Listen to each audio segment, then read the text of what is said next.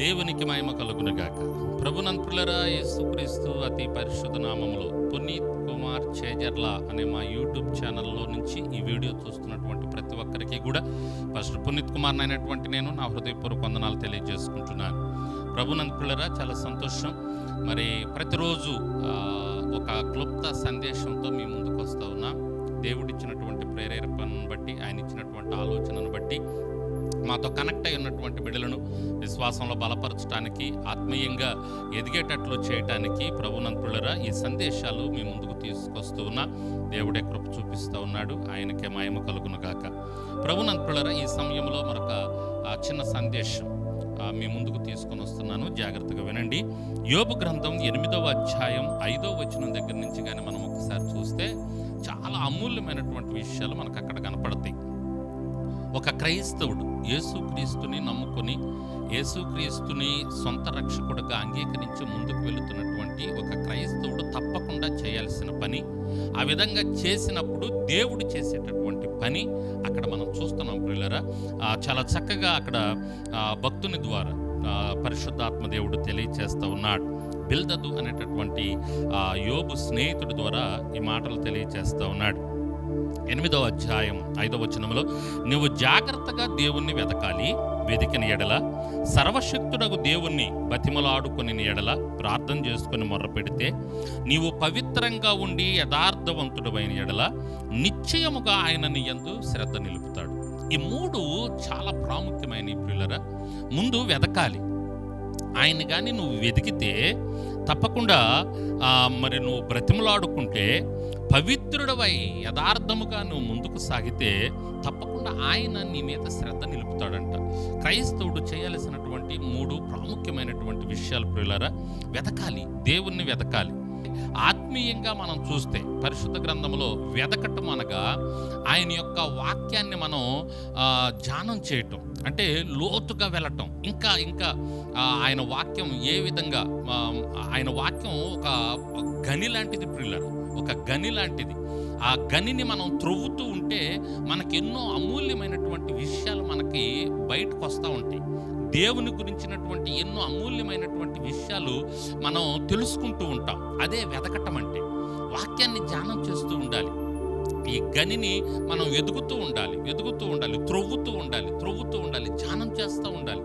అలా ధ్యానం చేస్తూ కొంత సమయము వాక్యం మీద మనం నిలిపి అలా త్రవ్వుతూ ధ్యానం చేస్తూ ఉంటే దేవుని యొక్క శక్తి ఏంటో మనకు అర్థమైంది, దేవుని యొక్క గొప్పతనం ఏంటో మనకు అర్థమైంది, అసలు దేవుడు అంటే ఏంటో మనకు అర్థమవుతూ ఉంటుంది, దేవుని యొక్క మనస్సు అంటే ఏంటో మనకు అర్థమవుతూ ఉంటుంది. అందుకనే మనం వెతకాలి, దేవుణ్ణి వెతకాలి. దేవుణ్ణి వెతకటం అంటే ఆయన వాక్యాన్ని ధ్యానం చేయటమే. ప్రభునంతులరు, మనం ఏదన్నా పోగొట్టుకున్నప్పుడు ఎంత జాగ్రత్తగా ఎదుగుతామో అలా దేవుణ్ణి మనం వెతకటం అంటే ఆ దేవుని యొక్క వాక్యాన్ని మనం ధ్యానం చేయటమే. అలా వాక్యాన్ని మనం ధ్యానం చేస్తున్నప్పుడు దేవుణ్ణి వెతికినట్టే, మనం దేవుని మనస్సును మనం ఎదుగుతున్నట్టే, దేవుని మనస్సును మనం తెలుసుకుంటున్నట్టే. కాబట్టి ప్రభునంతులరా, ప్రతి క్రైస్తవుడు కూడా వాక్యాన్ని ధ్యానం చేయాలి. అదే దేవుణ్ణి వెతకటం అంటే. కాబట్టి ఆయన మనం వెతకాలి, ఆయన మనం బతిమాలుకోవాలి, ఆయన అడగాలి. అడుగుడి మీకు ఇవ్వబడును, అడగాలి, ఆయన అడుగుతూ ఉండాలి, మొరపెట్టుకోవాలి, బ్రతిమలాడాలి. ప్రభువా, అయ్యా, తండ్రి. ఒక నాన్నని బిడ్డ బ్రతిమాలుకుంటుంటాడు కదా, నానా ఇవ్వవా అన్నట్టుగా మనం దేవుని కూడా బ్రతిమలాడుకోవాలంట, మొరపెట్టుకోవాలంట, ఆయన అడగాలంట. మీ సమస్య, మీ అక్కర, మీ బంధకాలు, మీ విషయాలు అన్నీ కూడా ఆయనకు చెప్పుకోవాలి. ఆయనకు చెప్పుకొని ఆయన బ్రతిమలాడుకోవాలి. కాబట్టి ఆయన వెతకాలి, ఆయన బ్రతిమలాడుకోవాలి. పవిత్రుడిగా ఉండటానికి యథార్థముగా నువ్వు ముందుకు వెళ్ళాలి, యథార్థవంతుడిగా నువ్వు ఉండటానికి ప్రయత్నం చేయాలి. దేవుని ముందు 4 గోడల మధ్యలో ఉన్నప్పుడు దేవుని ముందు నువ్వు యథార్థంగా, పవిత్రంగా నీ శరీరాన్ని, నీ నోటిని, నీ కళ్ళను, ప్రభునంతుల నీ అవయవాలను నువ్వు కాపాడుకుంటూ పవిత్రంగా ఉంచుకుంటూ నువ్వు ముందుకు వెళ్ళినప్పుడు, ఈ 3 నువ్వు చేసినప్పుడు దేవుడు నీ ఎడల శ్రద్ధ నిలుపుతాడంట.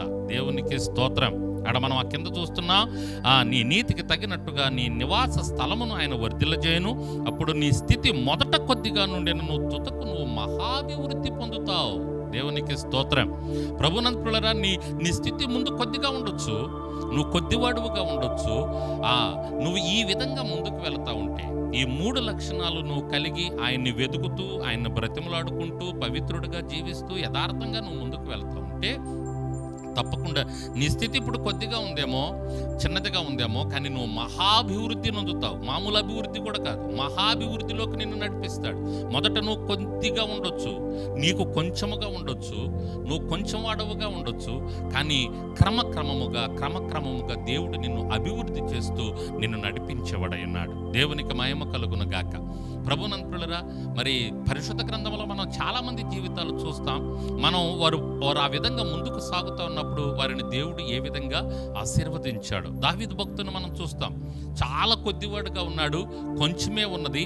ప్రభునందు ప్రియులారా, ఆ విధంగా ముందుకు వెళుతూ ఉన్నప్పుడు ఈ 3 కలిగి ఎప్పటికప్పుడు దేవుణ్ణి వెతుకుతూ, ఆయన బ్రతిమలాడుకుంటూ, పవిత్రుడిగా ఉంటూ, ఆయన్ను స్తుతిస్తూ యథార్థముగా ముందుకు వెళతా ఉన్నప్పుడు దావీదు మొదట కొద్దిగా ఉన్నాడు, ఆ తుదకు మహాభివృద్ధి చెందాడు. గొర్రెల దొడ్డి ఎక్కడ, ఆ సింహాసనం ఎక్కడ, ఒకసారి ఆలోచన చేయండి. ప్రభునందు ప్రియులారా, ఆ విధంగా దావీదుని అంచెలంచెలుగా దేవుడు అభివృద్ధి చేస్తూ నడిపించుకుంటూ తీసుకువెళ్ళాడు. దేవునికి మహిమ కలుగును గాక. ప్రభునందు ప్రియులారా, మన దేవుడు అంచెలంచెలుగా క్రమముగా మనల్ని ఆశీర్వదిస్తూ నడిపించే దేవుడై ఉన్నాడు. ఎప్పుడంటే క్రైస్తవుడా, ఈ 3 కలిగి నువ్వు ముందుకు వెళుతున్నప్పుడు, ఈ 3 లక్షణాలు నువ్వు కలిగి ముందుకు వెళ్ళటానికి నువ్వు ప్రయత్నం చేసినప్పుడు, నువ్వు ఈ 3టిని ఎప్పటికప్పుడు ఆలోచన చేస్తూ ఈ 3టి విషయమై నీ హృదయంలో పెట్టుకొని ముందుకు వెళ్ళటానికి నువ్వు తీర్మానం తీసుకున్నప్పుడు తప్పకుండా దేవుడు వృద్ధిలోకి తీసుకొని వస్తాడు, మహాభివృద్ధిలోకి తీసుకొని వస్తాడు. ఇప్పుడు కొంచెమే ఉండొచ్చు, రేపు నీ గిన్నె నిండి పొర్లేటట్టుగా నిన్ను ఆయన ఆశీర్వదిస్తాడు. దావీదు అన్నట్టుగా నా గిన్నె నిండి పొర్లుచున్నది అన్నట్టుగా నిన్ను కూడా ఆ విధంగా అభివృద్ధిలోనికి నడిపిస్తూ ఉంటాడు. ఎక్కడ వేసిన గొంగడి అక్కడే ఉన్నట్లుగా ఉండదు. పోయిన సంవత్సరం ఎలా ఉందో ఈ సంవత్సరం అలాగే ఉండదు. 10 సంవత్సరాల క్రితం ఎలా ఉందో ఇప్పుడు అలాగే ఉండదు. ఈ సంవత్సరం నువ్వు వృద్ధిలోనికి వస్తావు, వచ్చే సంవత్సరం మహాభివృద్ధిలోనికి వస్తావు. సంవత్సరం నువ్వు ఆశీర్వదించబడుతూ క్రమముగా అభివృద్ధి చెందుతావు. దైవజనుడా, నువ్వైతే నీ సంఘము దినదినము అభివృద్ధిలోనికి వచ్చేటట్లుగా దేవుడు కృప చూపిస్తాడు. నీకు వచ్చేటటువంటి ఆత్మలు దినదినము అభివృద్ధి చెందినట్లుగా దేవుడు కృప చూపిస్తాడు. మొదట నువ్వే, నీ కుటుంబమే, కానీ కొద్దిగా క్రమముగా అంచెలంచెలుగా నువ్వు మహాభివృద్ధిలోనికి నీ సేవ రావటానికి దేవుడు కృప చూపిస్తాడు, దేవుడు నడిపిస్తాడు. ఎప్పుడు అంటే మొదట కొంచెముగా ఉన్న తుదకు మహాభివృద్ధి ఎప్పుడు కలుగుతుంది అంటే ఆ 3 మనం కలిగి జీవించినప్పుడు, ఆ 3 మనం కలిగి ఉండటానికి ప్రయత్నం చేసినప్పుడు దేవుడు తప్పకుండా మనల్ని నడిపించే దేవుడై ఉన్నాడు. ప్రభునందు ప్రియులారా, ఈ వీడియోలో ఈ సందేశం వింటున్నటువంటి బిడ్డలారా, ఒకవేళ ఈ 3టిలో ఏదైనా లోటుగా ఉంటే, లోపంగా ఉంటే సరిచేసుకోవడానికి ప్రయత్నం చేయండి. ఈరోజు ఒక తీర్మానం తీసుకోండి. దేవుడు నమ్మదగిన దేవుడు అండి, ఆయన విడిచిపెట్టే దేవుడు కాదు. అద్భుతాలు చేస్తాడు, మన జీవితంలో ఆశ్చర్యకార్యాలు చేసి నడిపిస్తాడు. మీరు అడుగు వేయండి, అడుగు వేయటానికి తీర్మానం తీసుకోండి. ఆయన మిమ్మల్ని అలా అనేక మెట్లు ఎక్కించుకుంటూ మిమ్మల్ని మహాభివృద్ధిలోనికి ఆయన తీసుకొని వెళ్తాడు. దేవునికి మహిమ కలుగును గాక. కాబట్టి ప్రభునందు ప్రియులారా, ఈ మాటలు వింటున్నటువంటి దేవుని బిడ్డలారా, ఓ తీర్మానం తీసుకొని దేవుని యొక్క కృపకు పాత్రలు అవ్వాలని, ఆయన ఆశీర్వదిస్తూ ఉండగా మీరు మహాభివృద్ధిలోనికి వెళ్ళాలని ప్రేమతో ఒక దైవజనుడిగా కోరుకుంటూ, ఈ సంవత్సరం అటువంటి కృప దేవుడు మీకు ఇవ్వాలని ఒక దైవజనుడిగా కోరుకుంటూ ఈ మాటలు ముగిస్తూ ఉన్నాను. దేవుడు మనల్ని దీవించి తన కృపలో ఆశీర్వదించి నడిపించునుగాక. ఆమేన్. అందరికీ వందనాలు.